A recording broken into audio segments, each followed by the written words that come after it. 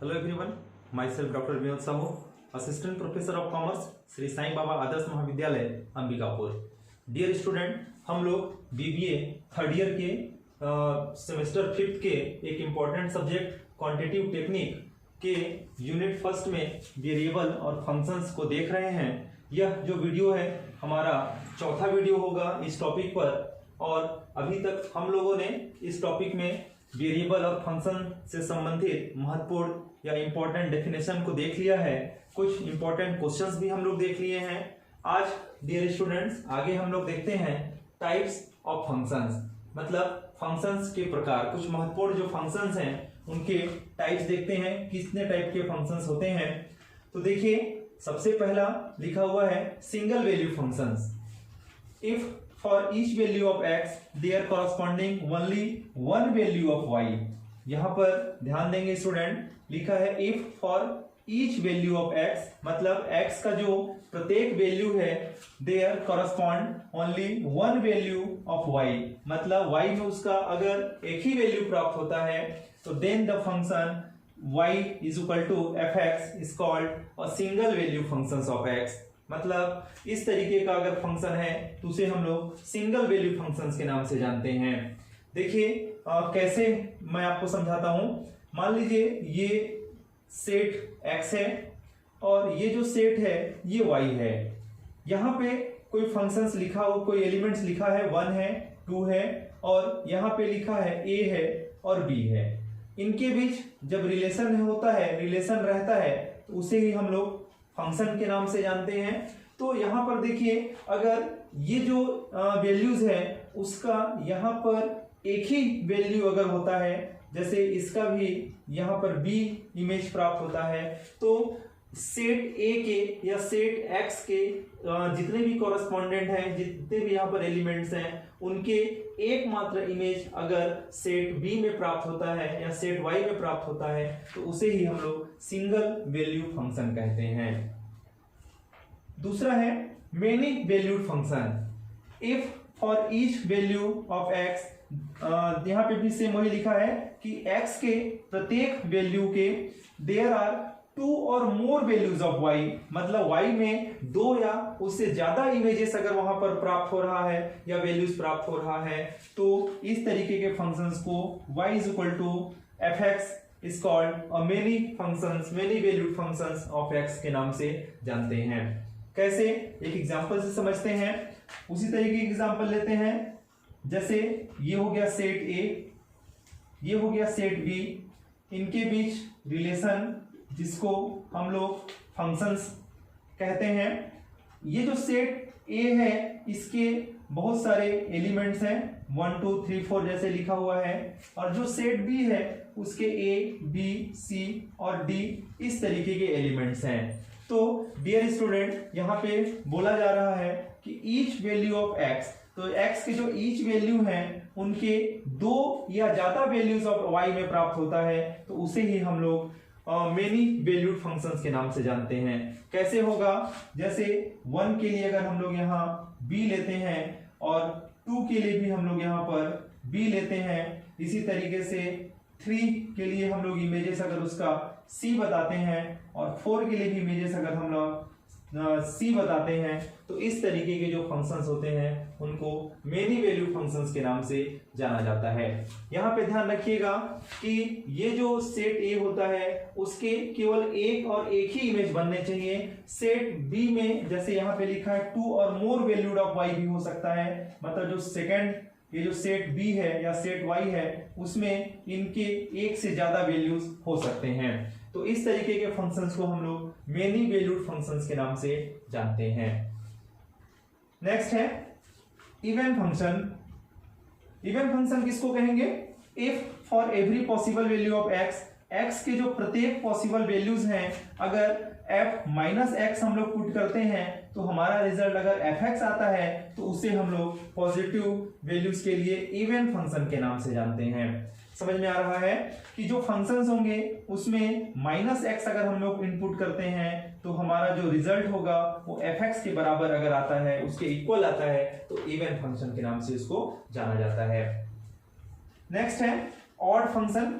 If for every possible values of x के जो भी एवरी पॉसिबल वैल्यूज हैं वहां पे अगर हम लोग x के प्लेस पर -x पुट करते हैं, मतलब माइनस में वैल्यू पुट करते हैं, तो हमारा जो आंसर है fx के इक्वल नहीं होगा।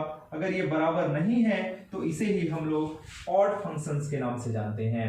मतलब देखिए दोनों एक दूसरे से कोरिलेट है कि अगर -x पुट करने पर fx के बराबर वैल्यूज आता है तो उसे इवन फंक्शन कहते हैं, और -x पुट करने से fx के इक्वल वैल्यूज नहीं आते हैं तो वहां पर उसे हम लोग ऑड फंक्शन कहते हैं। नेक्स्ट है defined function. Defined function of functions fx is said to be defined at x is equal to a if fa is definite, finite and meaningful। मतलब अगर हम लोग x एक फंक्शन है, fx फंक्शन के लिए हम लोग x इज इक्वल टू कोई a वैल्यूज लेते हैं, तब जब हम लोग उसमें इनपुट a करते हैं तो जो आंसर होगा या जो रिजल्ट हमको मिलेगा वो डेफिनेट होगा, फिनाइट होगा, मीनिंगफुल होगा। तो इस तरीके से अगर रिजल्ट आता है तो उसको डिफाइंड फंक्शन के नाम से जाना जाता है। नेक्स्ट है अनडिफाइंड फंक्शन। अनडिफाइंड फंक्शन किसे कहेंगे? तो a functions fx is said to be undefined at x is equal to a। Same यहाँ पे भी वही है, जैसे पिछले वाले में हम लोग x के प्लेस पर a इनपुट कर रहे थे, यहाँ पे भी x के जगह पर a इनपुट करते हैं। तो if fa is obtained in any one of the forms, मतलब अगर हम लोग x के जगह पर a पुट करते हैं तो इस तरीके से, जैसे 0 into infinite, 0 divide by 0, infinite into infinite, infinite minus infinite, 0 की पावर 0, इंफिनाइट की पावर 0, 0 की पावर इंफिनाइट, 1 की पावर इंफिनाइट, इस तरीके से अगर वैल्यूज आता है तो उसे हम लोग अनडिफाइंड फंक्शन के नाम से जानते हैं। तो डियर स्टूडेंट, ये दोनों भी एक दूसरे से कोरिलेट है कि अगर कोई फंक्शन fx है जिसपे x के प्लेस पर हम लोग a इंट्रोड्यूस कर रहे हैं या इनपुट कर रहे हैं, तो हमारा जो रिजल्ट है अगर वह मीनिंगफुल है, अगर वह फिनाइट है या डेफिनेट है, तो उसे हम लोग डिफाइंड फंक्शन के नाम से जानते हैं। वही अगर उसी फंक्शन में सेम fx में अगर x के लिए a हम लोग यूज करते हैं और जो फंक्शंस हमारा होगा, जो रिजल्ट हमारा आएगा, इनमें से किसी एक को अगर प्राप्त होता है, कोई भी एक रिजल्ट आता है, तो उसे ही हम लोग अनडिफाइंड फंक्शन के नाम से जानते हैं। नेक्स्ट है पीरियोडिक फंक्शन। देखिए लिखा है a function fx is said to be periodic if f(x + k), यहाँ पर k लिखा हुआ है, x + k is equal to fx। अगर मतलब जो f फंक्शन है उसमें x + k अगर हम लोग इनपुट करते हैं तो अगर हमारा जो रिजल्ट है fx के बराबर आएगा for all possible value of x where k is a real number. अगर जो k है, ये जो k होगा एक रियल नंबर अगर होता है तो वहां पे हम लोग उसे ही पीरियोडिक फंक्शन कहेंगे। यहाँ पे एक चीज और ध्यान रखेंगे कि जो k है एक रियल नंबर होगा, 0 नहीं होगा, इक्वल टू 0 नहीं होगा, वो एक कोई रियल नंबर होगा। नेक्स्ट देखते हैं कांस्टेंट फंक्शन। देखिए any functions y is equal to fx of the form fx is equal to k। मतलब कांस्टेंट फंक्शन किसे कहेंगे? तो कोई भी function y is equal to fx है, y is the function of x है, of the form fx is equal to k अगर होता है तो when k is a constant, मतलब जो नंबर्स होगा, जो k होगा वो कांस्टेंट होगा, इसे ही हम लोग कांस्टेंट फंक्शंस के नाम से जानते हैं, कांस्टेंट फंक्शन ऑफ x कहते हैं। जैसे fx इज इक्वल टू 3, तो ये जो है ये कांस्टेंट फंक्शंस है। नेक्स्ट है रियल वैल्यू फंक्शन। तो रियल वैल्यू फंक्शन किसे कहेंगे? If the domain and codomain. Last video में डियर स्टूडेंट हम लोगों ने देखा था कि डोमेन और कोडोमेन किसे कहते हैं। तो डोमेन और codomain of a function are subset of R the set of real number. मतलब जो डोमेन और कोडोमेन के एलिमेंट्स हैं अगर वो किसी रियल नंबर पे होते हैं तो उसे ही हम लोग रियल वैल्यू फंक्शन कहते हैं। फॉर एग्जांपल समझते हैं कि ये है डोमेन और ये है कोडोमेन। इसमें जैसे मान लीजिए लिखा है 1 2 3, इनके बीच रिलेशन जिसे हम फंक्शन के नाम से जानेंगे। यहां पे जैसे लिखा है 1 4 और 9। अगर हम लोग फंक्शन एक्स स्क्वायर करते हैं, फंक्शन जैसे हम लोग एक्स स्क्वायर ले रहे हैं, तो 1 का स्क्वायर 1, 2 का स्क्वायर 4 और 3 का स्क्वायर 9। देखिए डोमेन में भी और को डोमेन में भी जब इस तरीके के रियल नंबर होते हैं, डोमेन में 1 2 3 रियल नंबर है और को डोमेन में भी 1 4 और 9 अगर रियल नंबर है, तो इसे ही हम लोग रियल वैल्यू फंक्शन के नाम से जानते हैं। नेक्स्ट है reciprocal function. A function of the form f(x) is equal to 1 upon x is called a reciprocal function. Dear student, जो रेसिप्रोकल फंक्शन है अगर वह इस फॉर्म पे लिखा होगा कि f(x) is equal to 1 upon x में होगा, तो इसे ही हम लोग रेसिप्रोकल फंक्शन के नाम से जानते हैं। इसके बाद नेक्स्ट देखते हैं limit of a function. Function में जो लिमिट्स होते हैं उसको समझते हैं। तो डियर स्टूडेंट, लिमिट दो टाइप के होते हैं, एक राइट हैंड लिमिट होता है और एक लेफ्ट हैंड लिमिट होता है। तो जो राइट हैंड लिमिट है देखते हैं, when x tend to a, ये मैं हाईलाइट कर रहा हूं, ध्यान देंगे इसको। When x tend to a through values greater than a, अगर वो ग्रेटर देन a होगा जो वैल्यूज है, then we say that x tend to a। तो हम लोग कह सकते हैं कि जो x टेंड टू a होगा फ्रॉम द राइट साइड, मतलब राइट साइड से, एंड इसे denoted it by x tend a plus 0। यहां देखिए इसको कैसे डिनोट करेंगे, x टेंड a प्लस 0। इसको इस फॉर्मूले को हम लोग कैसे लिखते हैं, फॉर्मूला मैंने भी यहां पर लिख दिया है। देखिए limit x tend a plus 0 f(x), मतलब जब भी हम लोग इसको सॉल्व करेंगे तो फंक्शंस x की जगह पर क्या होगा, जो नंबर्स होगा और उसमें प्लस 0। उसी तरीके से लेफ्ट हैंड जो लिमिट्स है देखेंगे, if x tend to a through values less than a। Dear student, जो राइट हैंड वाले में था इसमें हम लोग देख रहे थे ग्रेटर देन a नंबर्स होता है, लेकिन जो लेफ्ट साइड है उसमें लोग देख रहे हैं लेस देन a है। Then we say that x tend to a from the left side. इस पहले वाले में, जो राइट हैंड वाले में देखिए राइट साइड से था और यहां पर ये है from left side, and it is denoted by x tend a minus 0। जो राइट हैंड जो लिमिट होता है डियर स्टूडेंट, जो राइट हैंड लिमिट होता है उसे हम लोग a प्लस 0 से डिनोट करते हैं, और जो लेफ्ट हैंड होता है डियर स्टूडेंट उसे हम लोग a माइनस 0 से डिनोट करते हैं। आगे इसकी एक न्यूमेरिकल क्वेश्चंस देखते हैं तो आपको और अच्छे समझ में आएगा।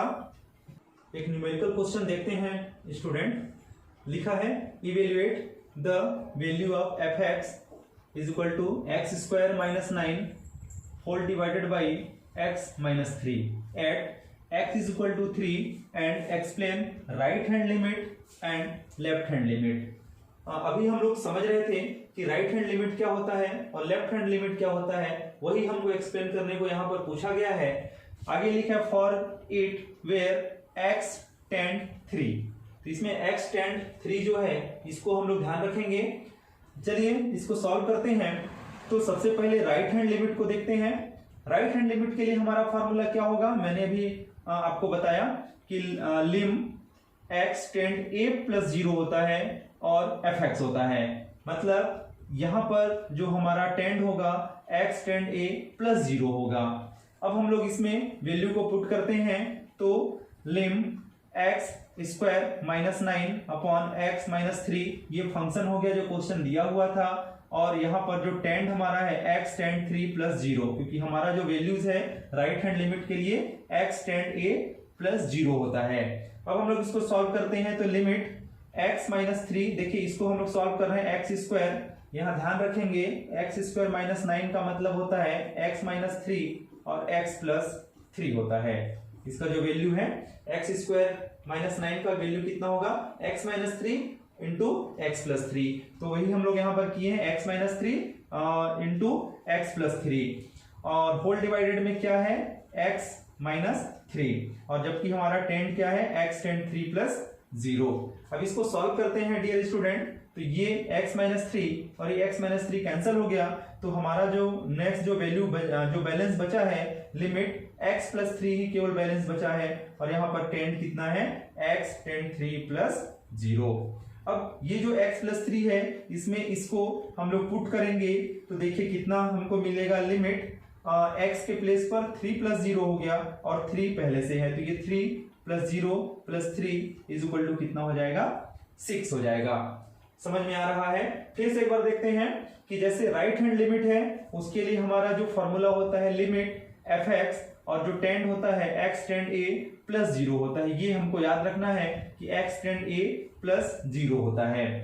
अब इसको हम लोग सॉल्व करते हैं। पहले तो यहाँ पर देखिए वैल्यू पुट किया गया है, लिमिट fx के प्लेस पर जो फंक्शन गिवन था x square minus 9 whole divided by x minus 3 given है और टेंड जो हमारा था x टेंड 3 प्लस 0 हो गया। यहाँ पर a के प्लेस पर क्या हो गया 3, जबकि क्वेश्चंस में हमको बताया है कि x टेंड 3 होना चाहिए। अब हम लोग जब इसको सॉल्व किए तो ये जो x स्क्वायर माइनस 9 था उसका हम लोगों ने वैल्यू निकाला, तो x माइनस 3 और इंटू x प्लस 3 होगा, तो यहाँ वैल्यू पुट किया limit x minus 3 into x plus 3 whole divided by x minus 3, जबकि हमारा x टेंड 3 प्लस 0 है। आगे सॉल्व करते हैं तो ये जो है कैंसिल हो गया, हमारा जो बैलेंस बचा है वो है x प्लस 3 बैलेंस बचा है यहाँ पे और x टेंड 3 प्लस 0। अब इस लिमिट पे हम लोग ये जो टेंड था इसको वैल्यू को पुट करते हैं तो x के प्लेस पर 3 प्लस 0 हो जाएगा, तो 3 plus 0 plus 3 is equal to 6 हमारा हो गया। तो राइट हैंड लिमिट हमारा कितना है 6 है। आगे देखते हैं कि जो लेफ्ट हैंड लिमिट है वो कितना होगा। तो जो लेफ्ट हैंड लिमिट का फॉर्मूला हम लोगों ने लिखा था limit x tend a minus 0। देखिए यहां जब हम लोग राइट हैंड लिमिट लेते हैं तो x टेंड a प्लस 0 होता है, यहाँ पर a माइनस 0 होता है, जबकि फंक्शंस जो है वो गिवन रहेगा। तो जो फंक्शंस गिवन है यहाँ पे भी हम लोग वैल्यू पुट करते हैं, लिमिट fx के जगह पर x स्क्वायर माइनस 9 और whole divided by x minus 3 ये गिवन है और जबकि x टेंड 3 माइनस 0 होगा। राइट हैंड साइड में a माइनस 0 होता है इसलिए 3 माइनस 0 होगा। आगे सॉल्व करते हैं अगले स्टेप में लिमिट, अब जैसे x स्क्वायर माइनस 9 था, देखिए यहाँ पे हम लोगों ने सॉल्व किया है कि x स्क्वायर माइनस 9 का वैल्यू कितना ले सकते हैं x माइनस 3 और x प्लस 3, तो यहाँ भी वैल्यू पुट किया गया है x माइनस 3 और x प्लस 3। अब ये जो x minus 3 into x plus 3 है और whole divide by x minus 3 रहा है और x टेंड 3 माइनस 0, चूंकि हमको 0 ही लेना है। अगले स्टेप में अब इसको सॉल्व करते हैं तो ये माइनस का x माइनस 3 और ये जो है x माइनस 3 कैंसिल हो गया, तो लिमिट x प्लस 3 बस यहाँ बैलेंस बचा और x टेंड 3 माइनस 0 ही रहेगा। अब यहाँ पर जो x है उस पे वैल्यू पुट कर लेते हैं, तो लिमिट जो है वो हो जाएगा x के प्लेस पर 3 माइनस 0 हो जाएगा और जो 3 है वो रहेगा। इस तरीके से 3 और प्लस 3 करेंगे तो हमारा जो लिमिट है वो कितना होगा 6 होगा। जो लेफ्ट हैंड लिमिट है वो 6 आएगा। इस तरीके से फ्रॉम a एंड b, ये जो इक्वेशन a आया था और ये जो इक्वेशन 2 आया है, उन दोनों से हमको क्या मिलेगा, right hand limit is equal to left hand limit. देखेंगे जो राइट हैंड लिमिट है वो 6 आया हुआ है और जो लेफ्ट हैंड लिमिट है वो भी 6 आया हुआ है। तो इस तरीके से हम लोग देख रहे हैं कि from equation a and equation b या 1 to right hand limit is equal to left hand limit. इसको हम लोग लिख सकते हैं कि limit x tend 3 fx is equal to limit x square minus 9 upon x minus 3 x tend 3 is equal to 6, क्योंकि इसका जो लिमिट है राइट हैंड लिमिट और लेफ्ट हैंड लिमिट जो है वो 6 आ रहा है। तो इस तरीके से हम लोगों ने आज टाइप्स ऑफ फंक्शंस देखा और लिमिट्स देखा और एक लिमिट के बहुत ही इंपॉर्टेंट क्वेश्चन को हमने सॉल्व किया। नेक्स्ट वीडियो में इसके आगे हम लोग देखेंगे। Thank you.